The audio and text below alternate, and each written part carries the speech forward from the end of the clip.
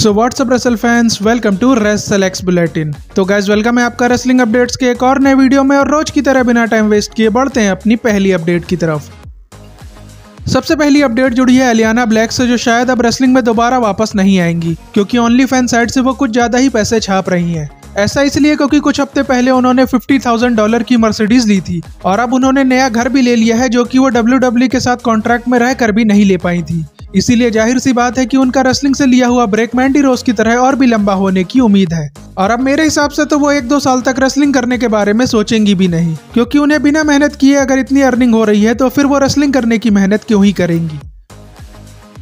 Next update related है John Cena के updated schedule से, जिसमें उनकी बची हुई अपीयरेंस की पूरी डिटेल्स दी हुई है, जिसे आप स्क्रीन पर भी देख सकते हो, जिसमें सीना के रिटायरमेंट मैच की कोई डेस्टिनेशन नहीं बताई गई है। बट अब ये कंफर्म हो चुका है कि वॉशिंगटन डीसी ही सीना के रिटायरमेंट मैच को होस्ट करने वाली है।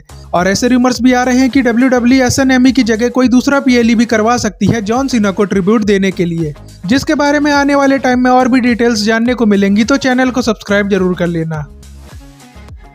अगली अपडेट जुड़ी है निकी बेला से, जिन्होंने अपनी ग्रेटेस्ट राइवल AJ ली के रिटर्न पर रिएक्ट किया है। और इस रिएक्शन में उन्होंने पेज और ब्री बेला के रिटर्न को भी टीज कर दिया है, क्योंकि हुआ कुछ ऐसा है कि एक फैन ने ट्विटर पर निकी बेला से पूछा था कि क्या वो AJ ली को फिर से फेस करना चाहेंगी।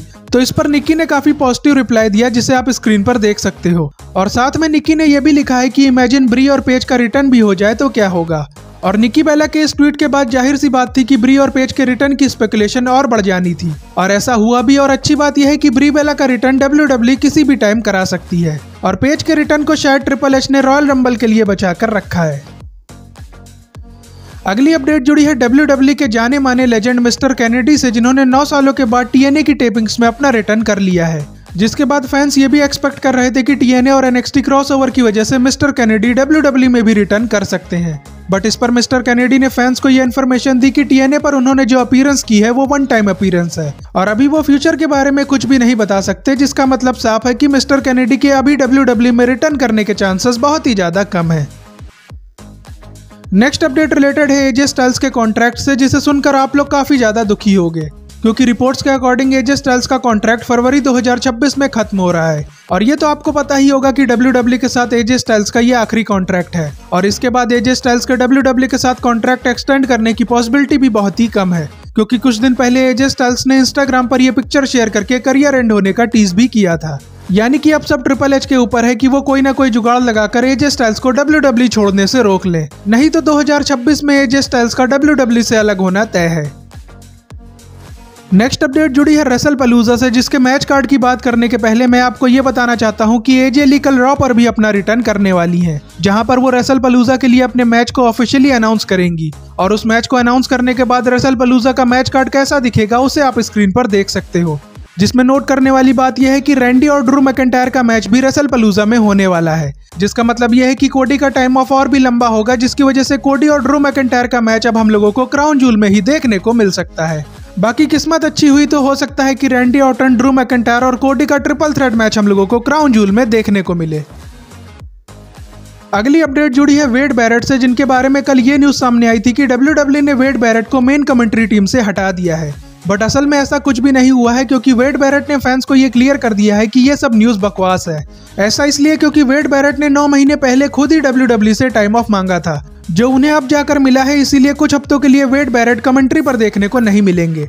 और अच्छी बात यह है कि जो टेसिटोर ने भी फुटबॉल मैचेस को कवर करने के लिए WWE से टाइम ऑफ ले लिया है, और अब माइकल कोल और कोरी ग्रेव्स की जोड़ी ही हम लोगों को रॉ, स्मैकडाउन और PLE पर कमेंट्री करते हुए दिखाई देगी। बाकी कमेंट्री टीम की बात हो ही रही है, तो AEW की कमेंट्री टीम से रिलेटेड भी एक अपडेट सामने आई है, जिसके according Daniel Bryan permanently AEW commentary team का पार्ट बन गए हैं, जिससे ये भी क्लियर हो गया है कि डैनियल ब्रायन नेक इंजरी की वजह से अब रेसलिंग नहीं करने वाले। अब बढ़ते हैं अपनी फाइनल अपडेट की तरफ, जो जुड़ी है क्रिस जेरिको के WWE रिटर्न से, जिसके बारे में क्रिस जेरिको ने खुद ही एक रिपोर्टर को जवाब दिया है, जिसमें उन्होंने अपने AEW ऑप्शंस के बारे में ये बताया है कि वो अभी भी AEW का पार्ट है, और वो फ्यूचर के बारे में ज्यादा कुछ नहीं बता सकते।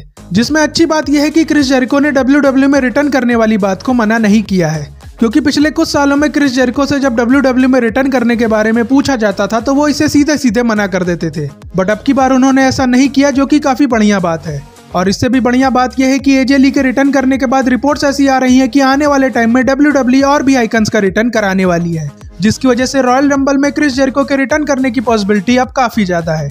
और मेरे हिसाब से तो जेरिको डेफिनेटली WWE में आने वाले हैं। बाकी इस पर आपका क्या मानना है वो आप कमेंट करके जरूर बताना। और इसी के साथ आज की वीडियो यहीं पर एंड होती है, बट जाने से पहले आप चैनल को सब्सक्राइब कर लेना और वीडियो को लाइक शेयर करना मत भूलना। और अब आपसे मिलते हैं नेक्स्ट वीडियो में, तब तक के लिए good bye and see you soon.